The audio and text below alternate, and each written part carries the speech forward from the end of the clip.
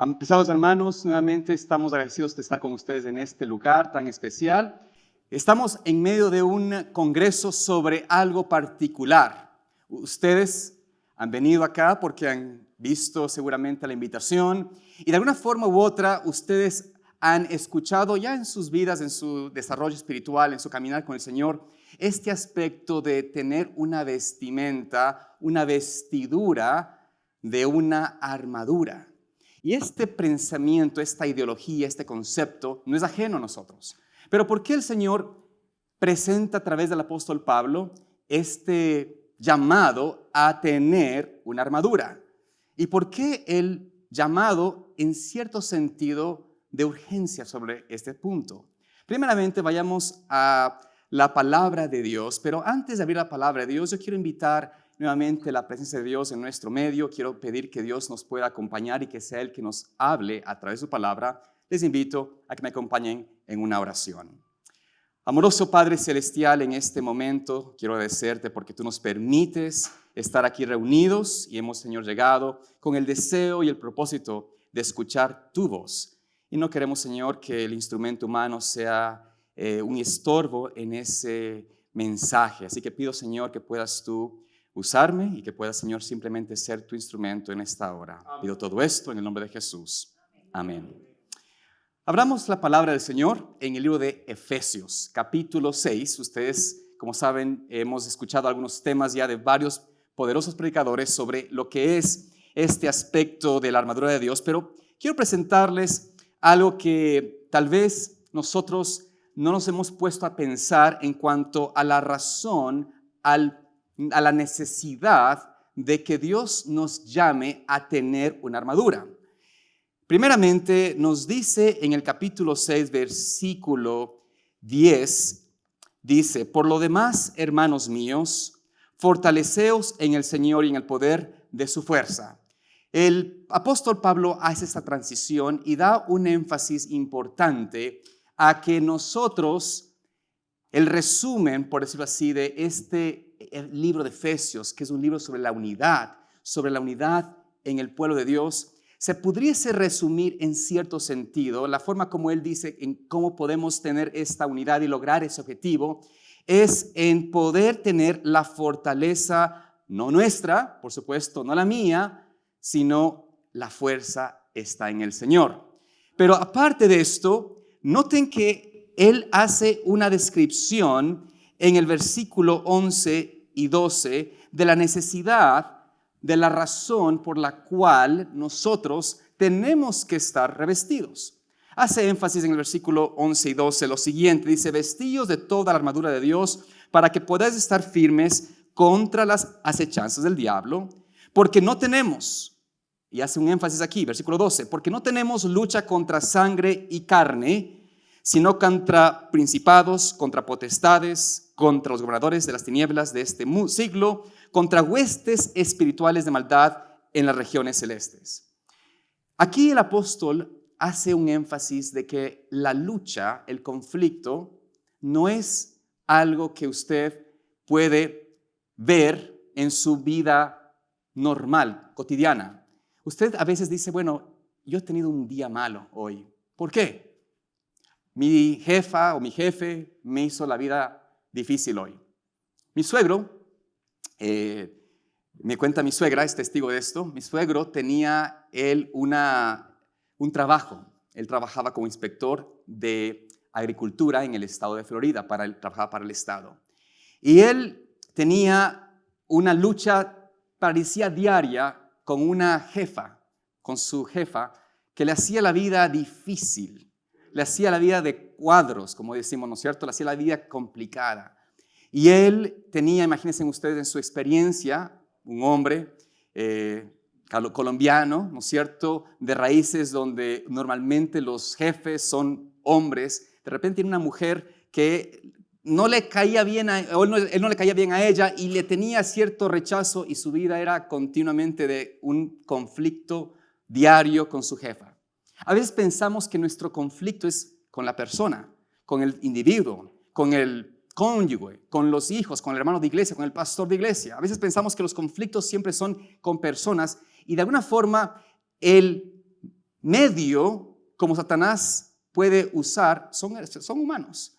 Pero en realidad el conflicto, la guerra no es con el ser humano, no es con el cónyuge, no es con el colaborador, con el trabajador, con el jefe, con la esposa, o con el pastor, o con el anciano. Es, de acuerdo al apóstol Pablo, ¿con quién? Con las potestades de las tinieblas, con los ataques de Satanás. Y por eso el versículo 13, y vamos a hacer una pequeña exégesis de este versículo, es fundamental entender. Porque el apóstol Pablo, después de presentar la razón, el ataque, la guerra, el conflicto, no es con seres humanos, no es con la carne, no es con quien usted piensa es su enemigo, piensa es la persona que le hace la vida difícil, no es el hijo, la hija, no es la suegra, no es el suegro, no es el esposo, no es el cónyuge, en realidad es el conflicto con el enemigo. Entonces aquí el apóstol hace una declaración que cuando lo leemos en español o lo leemos en inglés de manera superficial, simplemente parece redundante. Parece que el apóstol Pablo está volviendo a decir lo mismo. Vamos a leer, el versículo 13 dice allí, por tanto, tomad toda la armadura de Dios para que podáis resistir en el día malo y habiendo acabado todo, estar firmes. Si usted lee este versículo, piensa que está siendo redundante, pero en realidad vamos a hablar un poquito de lo que este versículo encierra. Primeramente, hace hincapié la conexión de este versículo, por tanto. Esta expresión en realidad conecta a lo que acaba de decir en el versículo anterior. Es decir, la batalla, la guerra es un conflicto, no es un juego deportivo, no es un conflicto de deportes, no es un partido de fútbol, no es un partido simplemente de un momento. El conflicto, la batalla es mientras estemos en esa tierra. No va a terminar. No para. Cuando usted está, por ejemplo, si usted, por ejemplo, participa de una actividad deportiva, normalmente el tiempo de deporte es, ¿qué? 1 hora, hora y media, 2 horas a lo máximo, ¿no es cierto? El ejercicio, el deporte, el partido. Dura a lo máximo 2 horas, quizás. Y los jugadores se preparan, se entrenan, se esfuerzan por un momento, un tiempo y punto. Pero en el creyente, en el cristiano, no existe tal pensamiento. El apóstol quiere que hagamos claro, y por eso usa esta expresión, por tanto, que conecta, nos dice que el conflicto, el campo de batalla no es un campo de juegos, es una experiencia de lucha continua. Hay personas que están muchas veces en su experiencia religiosa y parece que tuvieron un despertar especial al inicio, tuvieron una altura muy alta con Cristo y luego como que esa experiencia termina. Hay gente que llega a la verdad, por ejemplo, tienen victorias sobre el alcohol, victorias sobre el cigarrillo, victorias tal vez sobre una adicción.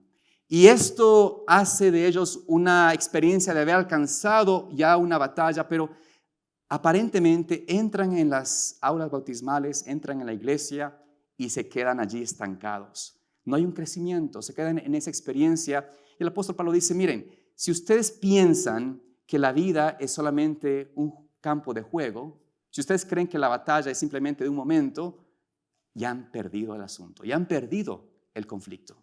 El conflicto es continuo, es constante. Esto no quiere decir de que es una experiencia de amargura y de estar con caras largas y de ser un cristiano en una condición de, no sé, de pensar que la vida es de los latigazos y de estar en una experiencia de una penuria continua, ¿no? Hay gente que vive de esa manera el cristianismo y la verdad que es algo desagradable, ¿no? Yo recuerdo conocer a algunas personas a lo largo de mi experiencia que me dieron malos ejemplos a mí del cristianismo.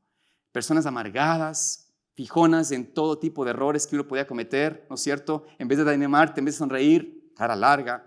Y de alguna forma, yo recuerdo que para mí, personalmente, en mi experiencia de joven, por ejemplo, ver estas caras largas, amargadas, predicaban siempre serio y con una experiencia, una expresión de, no sé, ¿no? De como que el cristianismo es algo de, no se puede tener ningún tipo de alegría en la vida.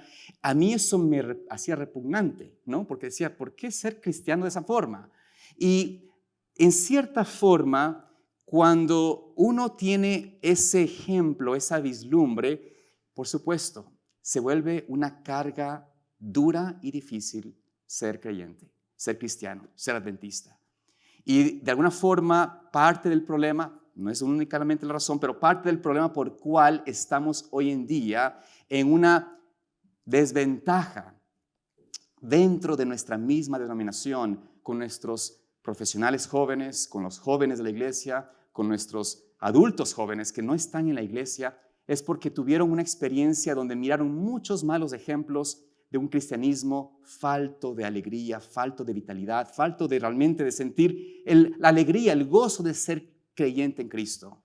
Y cuando yo tenía esa experiencia, veía esto, yo lo último que quería hacer en mi vida era ser pastor, o sea, ministro del evangelio, predicador. Olvídese de eso. Jamás en mi mente cruzó ese pensamiento. Cualquier otra cosa excepto predicar y ser pastor. Lo último en mi lista de objetivos de mi vida. Sin embargo, lo que algo hizo, quizás la influencia de mi madre, por supuesto, y de los que aman la verdad y quienes tal vez me ayudaron a mí en mi experiencia espiritual, era a entender este versículo en el sentido de que tenemos un conflicto constante. Y por ende, vayamos a ver cómo el apóstol Pablo presenta la siguiente frase del versículo. La siguiente frase del versículo, que es: tomad toda la armadura de Dios, en nuestro lenguaje no suena tal cual debería ser. El apóstol Pablo ya nos dijo, vestido de toda la armadura de Dios. Pero aquí él hace énfasis en la palabra tomad toda la armadura de Dios. Esta palabra o esta expresión tomad, que es la palabra analabete en el griego, es un imperativo activo. Es decir, indica una acción urgente y decisiva que en realidad está diciendo él: toma de una vez por todas toda la armadura de Dios. No tomes las cosas a medias. No sigas en una experiencia digamos, de estar ¿cómo es la palabra? Titubeando, gracias. Titubeando entre dos pensamientos, entre dos ideologías, ¿no? Es el momento de tomar de una vez por todas no solamente algo de la armadura, toda la armadura. La juventud y algunos creyentes, ¿no es cierto?, a veces piensan que es una parte nada más el ser creyente. Y muchos juegan a la iglesia, juegan al adventismo, al cristianismo. Solamente el viernes, casi apretada la hora, están corriendo para dejar, digamos así, las cosas de su trabajo, de su vida cotidiana. El sábado, a duras penas llegan a la iglesia, a veces tienen que estar en el camino a la iglesia escuchando la lección porque no han estudiado toda la semana. Y bueno, Zoom TV les ayuda en eso un poco, ¿no es cierto?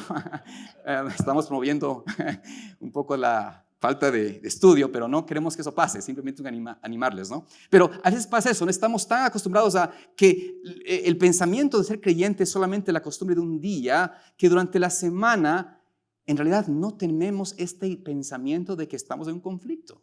Entonces, por eso el apóstol Pablo dice: mira, toma de una vez por todas toda la armadura. No te tomes solamente una otra cosa. A veces alguien dice: bueno, yo tengo ya el conocimiento de la palabra de Dios, tengo la espada, pero la palabra no es solamente algo, tienes que tomar todo. Y hay un énfasis fundamental en este versículo que dice: ¿por qué tienes que tomar de una vez por todas esta armadura?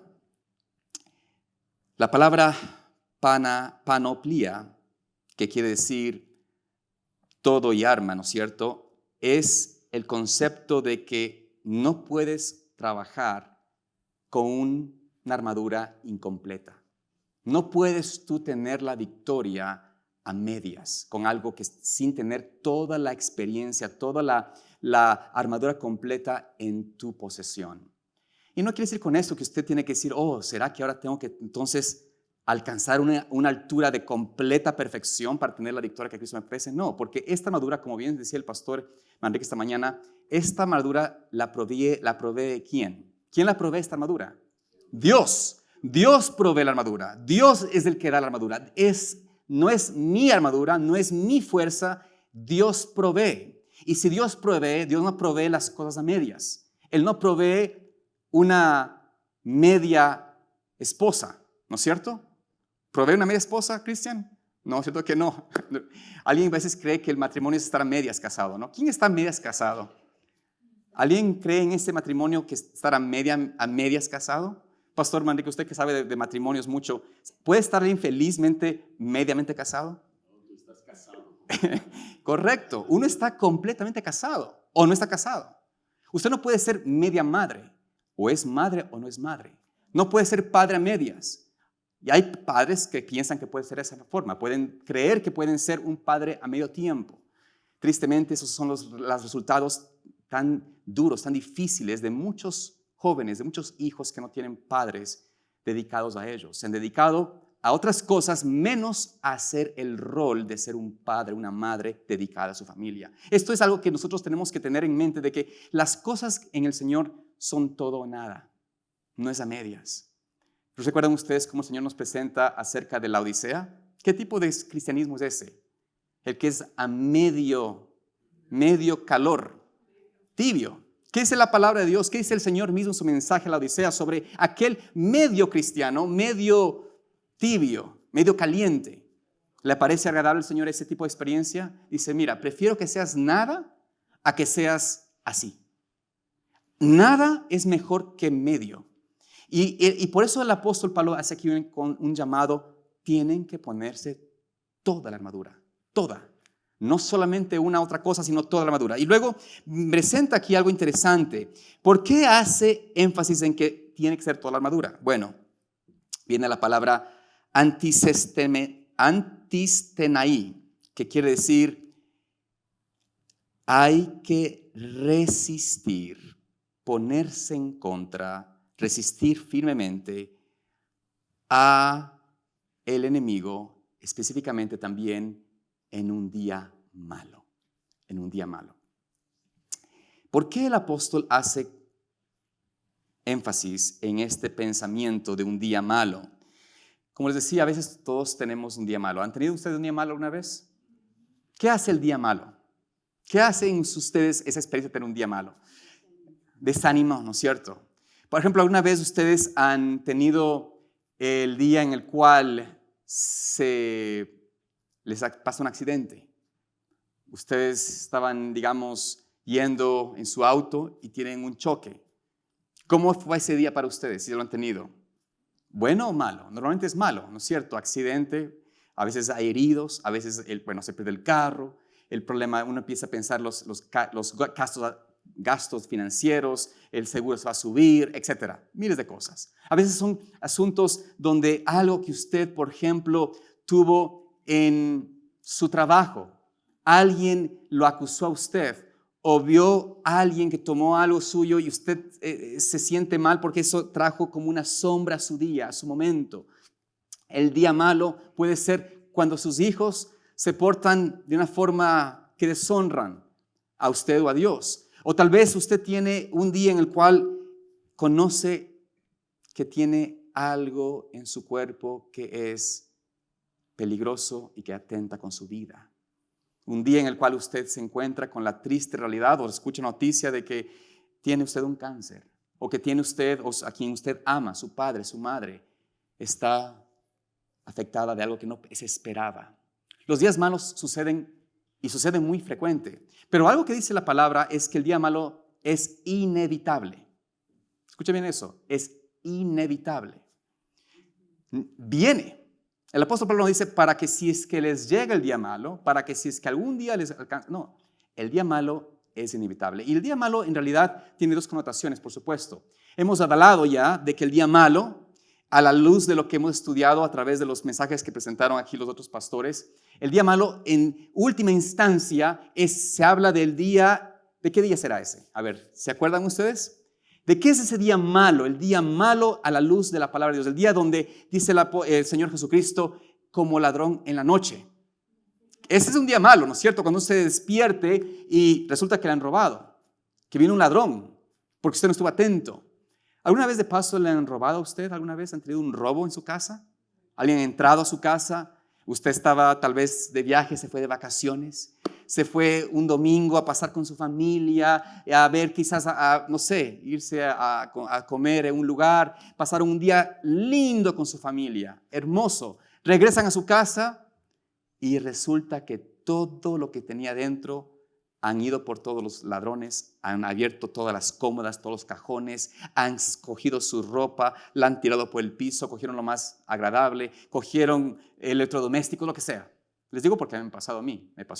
Es horrible esa experiencia, ¿no? No quiero que nadie pase por eso. Tener un robo en la casa es horrible. Pero, bueno, esas cosas pueden pasar. Pero el día malo, bíblicamente, el día malo que habla la palabra de Dios, que se habla del día escatológicamente hablando, como el peor día del futuro, es el día donde se cierre la gracia. Donde el día en el cual el Señor deje de interceder por la raza humana. ¿Habrá peor día que ese? O sea, ustedes imaginar ustedes lo que puede sentir el hombre, porque hasta el día de hoy, usted y yo tenemos la plena certeza de que el Señor intercede por nosotros. ¿Y por qué los digo esto? ¿Por qué lo puedo decir con seguridad? ¿Por qué tengo la certeza de que el Señor intercede por nosotros todavía? Porque todavía veo el Espíritu Santo trabajando en mi vida y en la vida de otros. Todavía veo el Espíritu Santo conectando a personas, llamando a personas al arrepentimiento. ¿Por qué hay todavía esa acción, esa vida, ese trabajo de la obra del Espíritu Santo? Porque todavía hay un intercesor que está apelando y trabajando en intercesión por el ser humano para que se arrepienta y conozca al Señor. Pero el día que el Señor deje de interceder, que el Señor tenga que retirar el Espíritu Santo de este mundo, que deje de haber intercesión, déjenme decirles, el pensamiento, la vida, usted mismo, si está vivo, va a descubrir lo que significa el día malo en verdad. Un día terrible, donde usted no podrá, por más que quiera, entender o escuchar la voz de Dios hablar en su corazón. La gente buscará la palabra de Dios y no podrá, y por más que vean la palabra, y por más que lean y estudien y escuchen sermones de pastores o lo que sea, esa palabra deja de tener vida en sí misma. Ya no hay vida, ya no hay intercesión, ya no hay el poder del Espíritu Santo que convence al hombre del pecado, de justicia y de juicio. Ya no existe esa experiencia. Y por ende, ese día es un día malo. Pero no solamente al apóstol Pablo del día malo final. Está hablando también de los días que pasamos nosotros en esta tierra, que son difíciles, que son malos y que nosotros tenemos que estar y resistir. De hecho, veamos cómo termina el versículo. Dice, y habiendo acabado todo, estar firmes. Este pensamiento de habiendo acabado todo es en realidad traducido, si se podría traducir esa palabra que es larguísima, es la palabra katergazamenoi. Y significa haber hecho todo lo necesario. Haber hecho todo lo necesario, haber estado firmes. Vayamos a ver a la luz de la palabra de Dios ejemplos de lo que significa esta experiencia de poder resistir, de poder estar firmes, de poder estar preparados. ¿Por qué necesariamente tenemos que tener esta armadura? ¿Por qué hay que resistir? ¿Por qué tenemos que estar de pie, permanecer firmes? Vayamos a la historia que se encuentra en el libro de Génesis, capítulo 39, y veamos allí la historia de un joven, de un hombre conocido por nosotros, que nos presenta la palabra de Dios como aquel que entendió lo que significaba ponerse la armadura completa y cómo esto le ayudó a él a resistir un día malo, no el peor día de su vida, pero sí un día malo, un día en el cual no estaba él del todo, por decirlo así, pensando pasaría en su experiencia. Recuerden que José, está hablando aquí de José, fue vendido como esclavo y nos dice la palabra de Dios que él llegó allí a casa de Potifar, en el versículo 1, que fue el oficial de Faraón, capitán de él, y este hombre lo compra como esclavo, lo pone a su servicio como esclavo, pero rápidamente, versículo 2 y 3 nos dice que allí que él ve que Jehová estaba con José. Ahora, ¿por qué estaba Jehová con José? Porque José se estaba poniendo toda la armadura de Dios. José, aquí este versículo declara a usted, ¿quién pone la armadura? No era José que se ponía la armadura por sí mismo. Jehová estaba con José. Él hacía la única parte humana, que era elegir, Señor, yo quiero que tú me revistas de tu armadura. José tiene que hacer esa decisión todos los días. Apenas despertaba, había que hacer esto. ¿Y por qué? Porque él tenía en mente, había entendido, a través de lo que su padre había dicho, de que el conflicto es continuo, no es de un momento. Recuerde eso en su mente. Si usted puede recordar algo en este momento, después de este tema, es de que el conflicto es continuo. Y por ende, todos los días, usted debe hacer la decisión de que Jehová me ponga su armadura diariamente. José recibe este arropamiento del Señor a tal punto que su amo dice, oye, este joven tiene toda la armadura de Dios. Jehová está con él, lo bendice.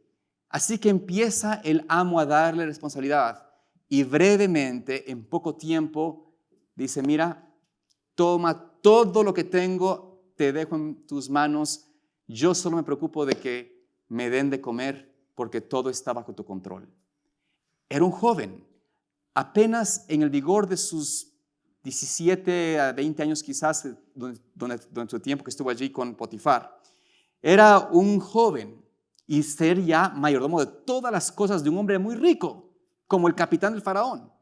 Sin embargo, la razón por la cual él podía, en toda su experiencia, estar atento, saber cómo invertir correctamente, cómo cuidar de los animales, cómo poder responder, cómo tratar con la gente. Porque Potifar tenía siervos, tenía muchos siervos, tenía ganado, tenía gente. ¿Y cómo es que José pudo aprender a navegar, a poder lidiar con las personas, a poder trabajar en las inversiones de su amo, en finanzas, en desarrollo de sus riquezas, etcétera? Todo aspecto de su vida, José podía actuar porque estaba totalmente vestido.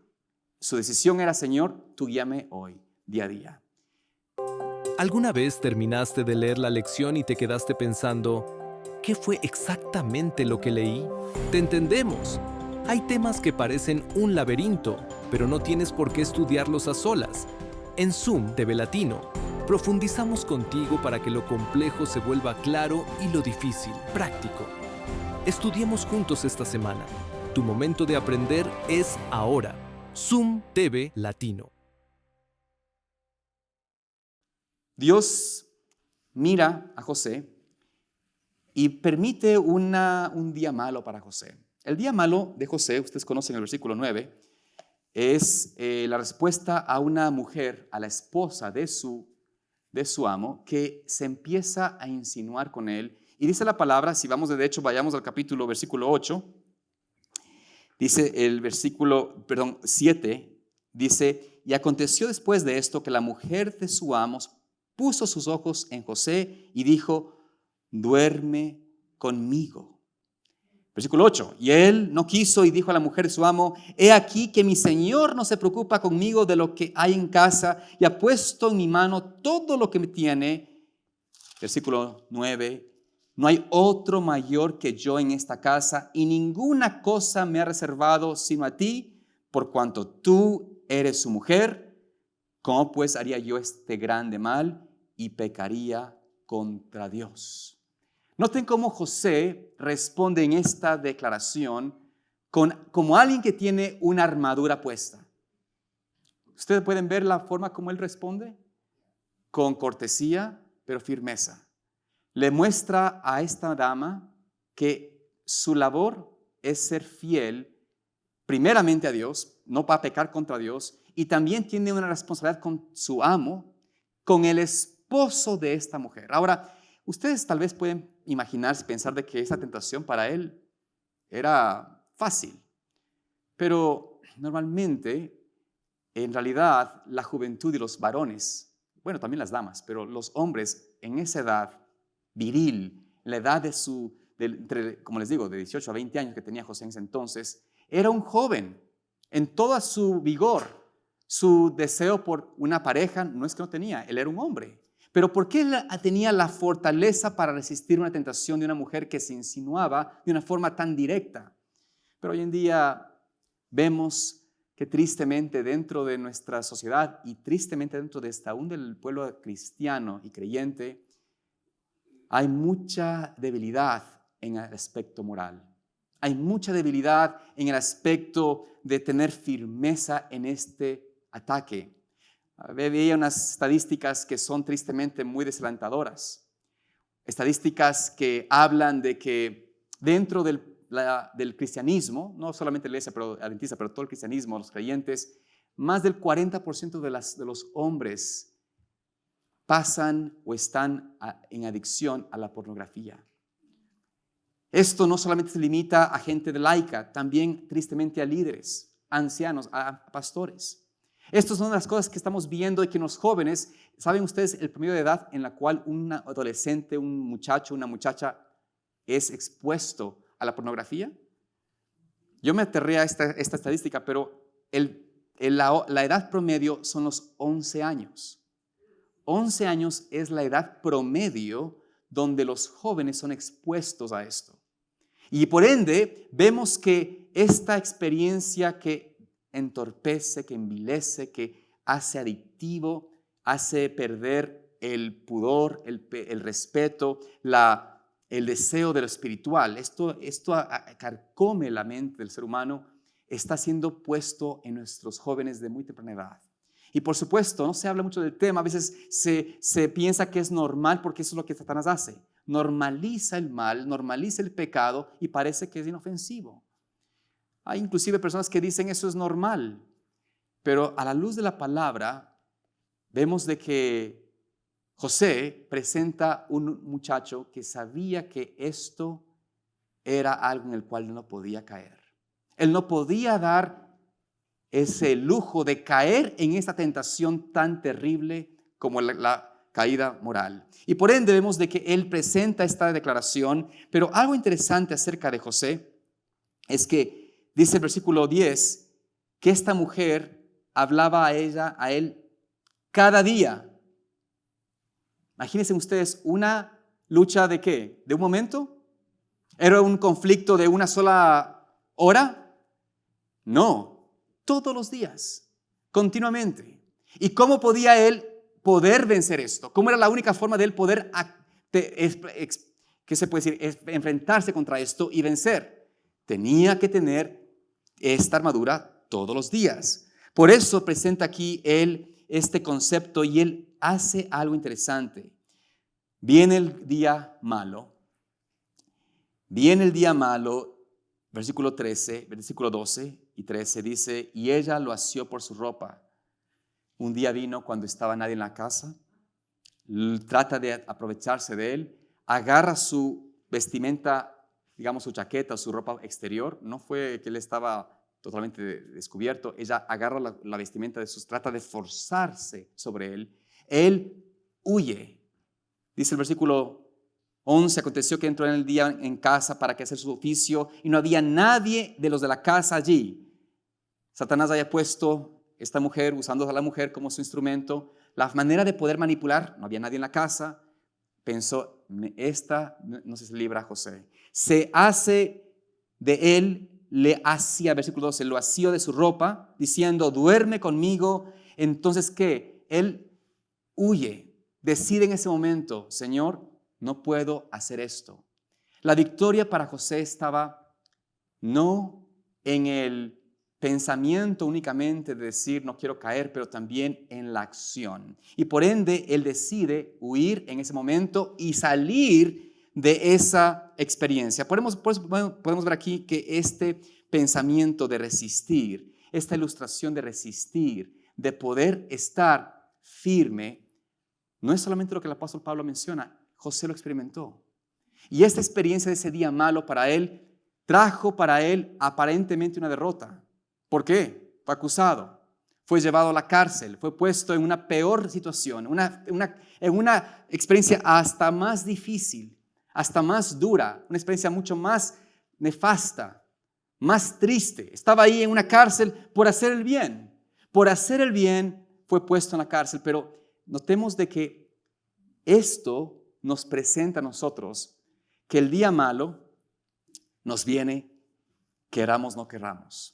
Días malos pueden venir, momentos difíciles pueden venir, pero por eso el apóstol Pablo dice, tienen que ustedes resistir, tienen que entender que el concepto de crisis es algo que el ser humano y el cristiano enfrenta. Pero en los momentos difíciles, resistir firme a los principios, sin importar el costo, presenta la fortaleza espiritual que proviene de la integridad y de pedir a Dios su poder en la vida diaria. Por ende, vemos allí entonces que la ilustración de José nos da una vislumbre de alguien que sintió y entendió lo que significaba resistir. Ahora miramos algo interesante. Nos habla la palabra de Dios y veíamos nosotros el concepto del día malo como tiempos de crisis. Hay otro ejemplo de la ilustración bíblica que quisiera compartir con ustedes en cuanto a este aspecto específicamente del día difícil, el día gris, el día malo. Como le comentaba hace un momento, todos experimentamos momentos difíciles, días difíciles, pero hay momentos en los cuales el reloj no está dando, por eso quiero asegurarme de que estemos bien. Hay momentos en los cuales nosotros tenemos que recordar que este conflicto nos llevará a momentos que no parecen tener solución. Los conflictos en los cuales aparentemente no hay manera de sobrellevar, no hay manera de pasar la batalla. Tal vez en su experiencia puede ser algo que no tiene solución, no sabe cómo solucionar. ¿Cómo poder resolver el conflicto en un hogar, en un matrimonio, en una situación que parece ya no hay remedio? ¿Cómo poder resolver un conflicto con mi hijo, con mi hija que no hay remedio? Se abrió, se rompió, se separó, ya no hay amistad, no hay amor, hay odio, hay rencor, hay amargura, hay separación. Les digo que de las cosas más difíciles que uno puede experimentar es, por supuesto, tener que romper con alguien que es cercano a uno, ya sea el cónyuge, un padre, un hijo, por conflictos. Pero vamos a ver una historia de alguien que tuvo un conflicto hasta mayor que este, y se encuentra en el libro de Daniel. En el libro de Daniel, hay muchas historias de Daniel que son interesantes, pero en el libro de Daniel presenta una historia, Daniel, que es una vislumbre del día que está por venir sobre nosotros. Esto se encuentra en el libro de Daniel, capítulo 6, y en el capítulo 6 tenemos la historia, y no voy a leer toda la historia porque serían muchos versículos que tenemos que leer, pero en el capítulo 6 de Daniel tenemos la historia de Daniel cuando está en su experiencia más, quizás la última en su vida. Había sido un hombre de mucha integridad, de mucho valor, de mucha sabiduría, un hombre usado por varios líderes gubernamentales, reyes, a lo largo de la experiencia de Babilonia, luego Medo-Persia, y ahora está él en un momento en el cual, por su fidelidad a Dios, se despierta los celos y el rencor de otros. Este hombre es intachable. Oye, no se le puede encontrar nada malo a él. Miramos su vida, analizamos su carácter, es leal, honesto, verdadero. Es un hombre que no tiene esqueletos en su closet. No hay esqueletos en su closet. No hay nada que podemos encontrar en él. Lo único que él está haciendo que es diferente a nosotros, por decirlo así, que pudiésemos verlo diferente y malo, es que tiene un Dios. Y es una fidelidad a ese Dios que todos los días este hombre hace la elección de a mañana, a mediodía y en la noche, abre las ventanas, ora a Dios mirando a Jerusalén. Eso es lo único que vamos a encontrar. ¿Pueden ustedes imaginarse que su vida sea escudriñada a tal nivel? Si tuviese usted que ser escudriñado hoy, ¿pudiese usted estar así tan limpio como estaba Daniel? ¿Pudiese usted decir, mi vida está tan limpia, no tengo nada que esconder, nada que pueden decir de mí? No he engañado en los impuestos, no he hecho tal vez alguna pequeña trampita por ahí para decir que gano menos de lo que gano. No he hecho algún tipo de, de ofensa que no me han agarrado, pero lo he hecho. En fin, este hombre tenía una integridad cabal. ¿Pero por qué tenía integridad? ¿Porque dependía de sí mismo? ¿Porque era un hombre que escogía él en su día a día hacer las cosas correctas por su propia fuerza? No. Este hombre, al igual que José, como Pablo, entendía la necesidad de cada mañana comenzar su día en esa necesidad de decir, Señor, ponme toda tu armadura. Todo lo que yo necesito de ti, dámelo hoy. Para que yo pueda poder a la respuesta que provoca, a la que me hace tener rabia natural, pueda responder con una palabra que salga de la boca del Señor, una palabra de ánimo, como decía el pastor esta mañana, ¿no? Responder con una sonrisa, con una alegría. Esta es la experiencia del creyente, que Cristo presenta que es posible al ser humano a través de su gracia en el tiempo en que vivimos. Dijo Daniel, en esta experiencia de Daniel capítulo 6, notamos allí que se encuentra en un dilema. Sale un edicto real donde dice, adoras a nuestro rey y a nadie más. Amados hermanos, ¿acaso no será esa la misma prueba para el pueblo de Dios en el tiempo final? ¿No va a ser la misma prueba? ¿Adoras a nuestro Dios? Decimos que creemos en Jesucristo, decimos que creemos en el Dios de los cielos, que creemos en los mandamientos, inclusive hablamos de los mandamientos, pero no creemos en ese cuarto día sábado porque es un día que no es el que adoramos. Ese es la prueba, el día de prueba para el creyente final, la mayor prueba que vendrá. Y por eso en el caso de Daniel, cuando vino el edicto, ¿qué hizo Daniel? Se escondió, dijo, bueno, esta vez sí me va a tener que verme cerradas las puertas para que nadie sepa que soy judío.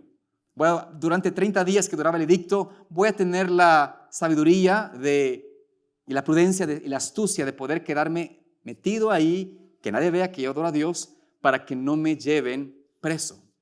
¿Por qué yo cuando era niño decía, ¿por qué Daniel no hizo eso? ¿Por qué Daniel no cerraba las puertas? ¿Por qué es que Daniel es como que de una forma, no sé, con osadía, como decir, a mí no me importan las leyes, voy a hacerlo? Pero en realidad lo que no hemos entendido es que Daniel había estado siendo preparado para el día malo. Él no iba a cambiar su relación con Dios por una ley humana. Él no iba a cambiar una experiencia de convivencia con su Creador por lo que el hombre imponga.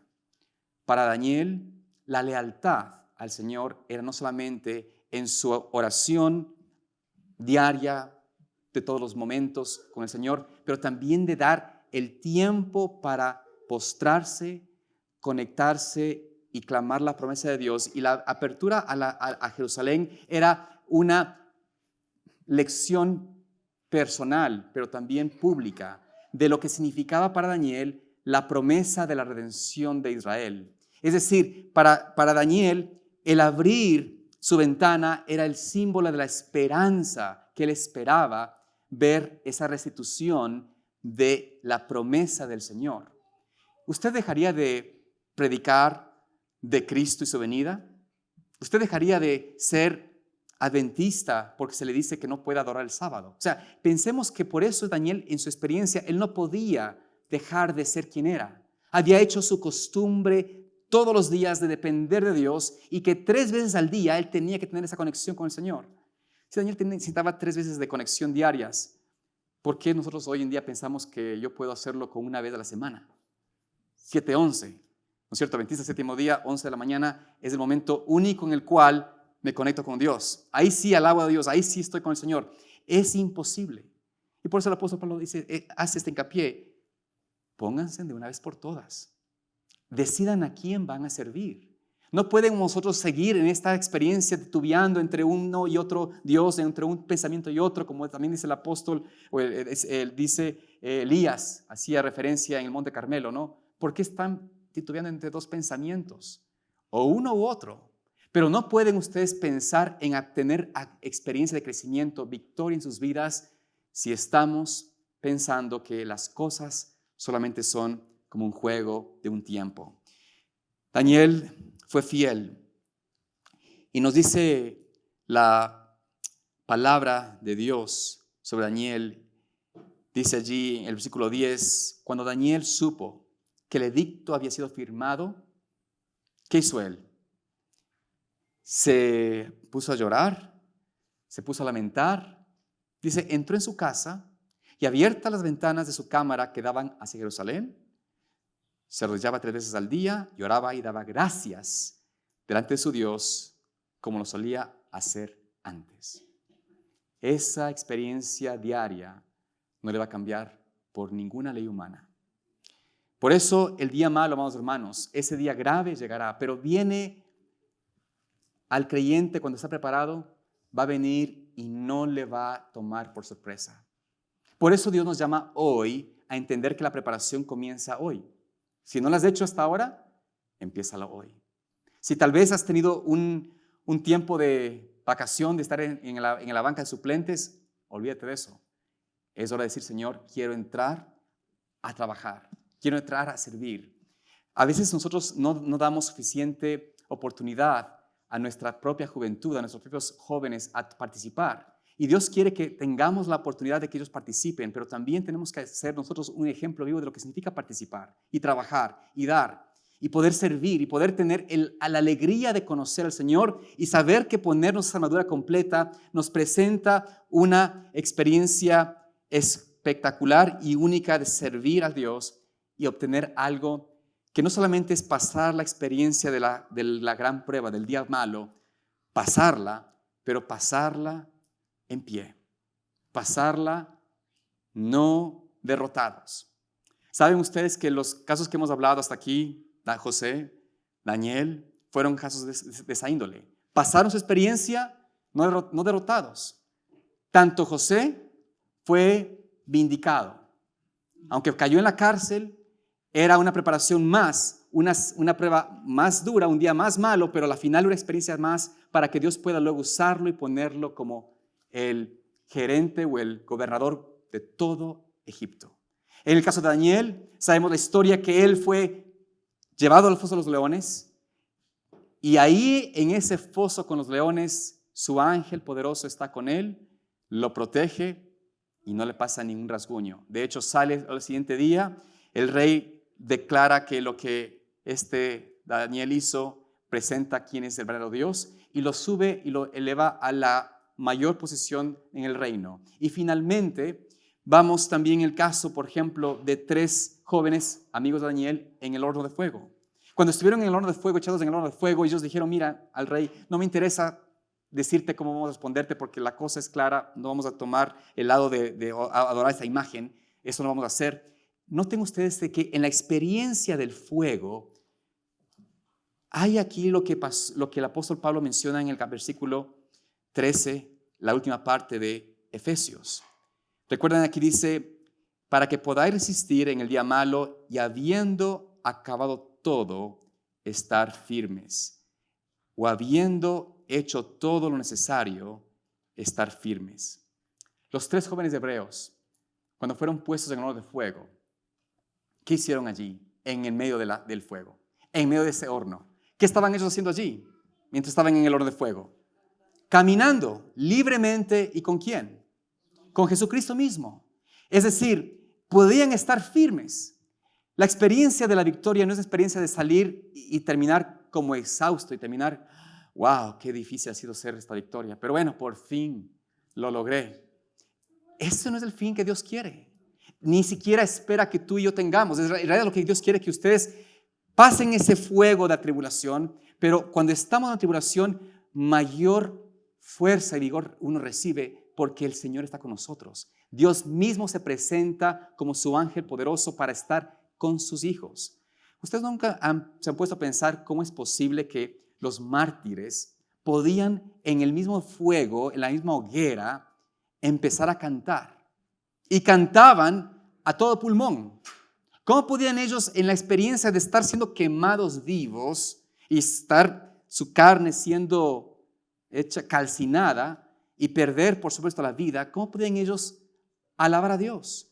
¿Cómo podían ver en esos coliseos romanos a sus propios hijos siendo tomados presas por animales salvajes y no perder la esperanza ni la paz en el Señor?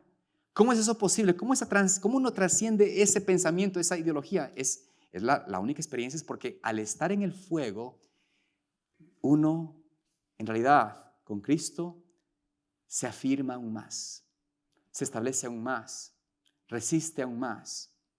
Es más fácil sobrellevarlo porque el Señor está con uno. Cristo está con uno, su experiencia está que nos abarca, que nos rodea, que nos sostiene, que nos cubre, que nos permite participar y sentir esa seguridad que solo Cristo nos la puede dar. En cierto sentido, La experiencia del creyente debe ser lo que nos presenta la pluma inspirada sobre esto. Dice ella en el libro, una cita muy conocida que se encuentra en el libro del Camino a Cristo, la página 70, párrafo 1, dice: conságrese a Dios todas las mañanas. Haz de eso tu primer trabajo. Sea tu oración: tómame, oh Señor, como enteramente tuyo. Pongo todos mis planes a tus pies. Úsame hoy en tu servicio. Mora conmigo y sea toda mi obra hecha en ti. ¿Saben ustedes que esas palabras ella las pone en comillas?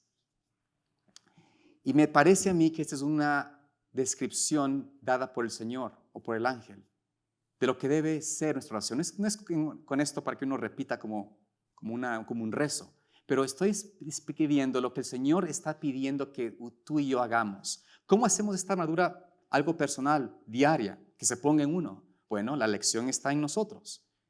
Ponte de una vez, hoy.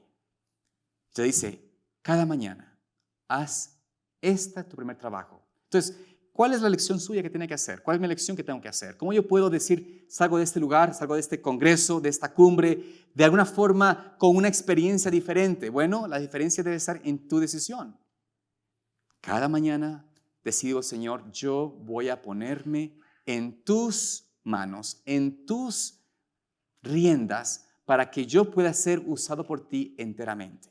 Si hago esta lección yo personalmente, día a día, entonces podré yo tener la experiencia de saber que el ponerme la armadura de una vez por todas, como dice el apóstol Pablo, lo es posible porque Él pone en mí eso sobre mí. Él pone tanto el deseo de hacerlo como la oportunidad de hacerlo. Y por ende, Isaías 41:10 nos dice la palabra de Dios: no temas, ¿porque qué? Porque yo estoy contigo. No desmayes, porque yo soy tu Dios que te esfuerzo. Noten allí, yo soy el que te esfuerzo. Siempre te ayudaré. Siempre te sustentaré con la diestra de mi justicia. ¿Puedes tú entonces hoy escuchar esa expresión, esa palabra en tu vida? Esa misma relación que Dios quiere que tengamos, de que todo lo puedo hacer en Cristo que me fortalece. Toda la armadura es posible. Dios quiere darte, y vamos a estudiar, por supuesto, cuáles son las partes de la armadura para que tengamos claramente todo eso en mente, pero Dios dice, te puedo dar toda esa armadura. Tú te puedes poner toda esa armadura, tú puedes ponerte de una vez por todas y puedes tenerla completamente, y por ende, Él nos dice, todo lo puedo en Cristo que me fortalece. Yo quiero terminar con el versículo que se encuentra en 1 Corintios, capítulo 16, versículos 13. Este versículo, este llamado del Señor, 1 Corintios 16. Aquí el apóstol Pablo está concluyendo su carta a los Corintios, a la primera carta a los Corintios. Y nos dice así, allí el versículo 13 y 14, algo interesante. Dice, velad, estad firmes en la fe, portaos varonilmente. Esto no quiere decir que no se puede una mujer estar fuerte, pero la idea es, sé valiente, sé fuerte, sé alguien dispuesto. Dice, portaos varonilmente y esforzaos, todas vuestras cosas sean hechas con amor. Esta es la obra que Dios desea que tú y yo hagamos, que nos podamos hacer esa lección diaria, esforzarnos. Señor, hoy, no mañana, enfócate en el día de hoy. ¿Cuál es tu lucha? ¿Cuál es tu problema? ¿Cuál es tu tentación? ¿Cuál es tu debilidad? ¿Cuál es lo que estás tú luchando y no pareces salir adelante? Simplemente ponte en este momento en disposición a ser usado por Dios, a conectarte al Señor, a decir, Señor, haz en mí tanto el querer como el hacer. Ayúdame a cambiar, a que pueda tener la victoria que tú me ofreces, y a través de esa palabra viva, a través de esa armadura completa, hoy tú tendrás un día victorioso. ¿Sabías que existe un ministerio cuya misión es proclamar la verdad de Dios al mundo y el mensaje final de Dios? ¿Cómo cambiaría el mundo si más personas conocieran el mensaje eterno de esperanza? Zoom TV es igual a Secret San Seal Ministry Televisión. Es un ministerio de enseñanza bíblica 100% de apoyo a la Iglesia Adventista del Séptimo Día. Fue fundado en el año 2002 por un grupo de fieles miembros de iglesia y el pastor Esteban Bor, con una misión clara: proclamar la verdad presente en el tiempo del fin. En el año 2017 esta visión se expandió con el lanzamiento de Zoom TV y Zoom TV Latino, 2 canales de televisión que transmiten programación cristiana de alta calidad en inglés y español las 24 horas del día. Desde el principio, el enfoque de Zoom TV ha sido doble: alcance externo, llevar el Evangelio al mundo, y alcance interno, fortalecer a la iglesia con enseñanzas sólidas, basadas en la Biblia. Nuestra programación está profundamente cimentada en la Biblia y el espíritu de profecía. Cada programa está diseñado para enseñar, equipar e inspirar a los creyentes a caminar más cerca de Dios. Ofrecemos programas tales como Escuela Sabática, Me Gustaría Saber, sermones, entrevistas, series, salud, cómo vivir la vida, soluciones prácticas a los desafíos de la vida familiar, programas de música sagrada compartidos por personas de diferentes lugares y trasfondos. Pero este ministerio es más que televisión. Cada mes, nuestros pastores aceptan invitaciones para predicar y enseñar en todo el país, en los Estados Unidos y en todo el mundo. Nuestro equipo pastoral, junto con un dedicado equipo de medios, trabaja incansablemente para proclamar el mensaje de Jesucristo al mundo entero. Y hemos visto a Dios obrar de manera poderosa. Personas de todos los continentes, desde grandes ciudades hasta aldeas remotas, están sintonizando, escribiendo y compartiendo cómo este mensaje ha transformado sus vidas. Este impacto global sigue creciendo más allá de lo que imaginamos. Y tú formas parte de él. Esto es Zoom TV, Secret San Seal Ministry, un ministerio que proclama la verdad presente en el tiempo del fin. Prepara corazones para el regreso de Jesús y se une con iglesias como la tuya para cumplir la misión. Zoom TV, unidos en la misión.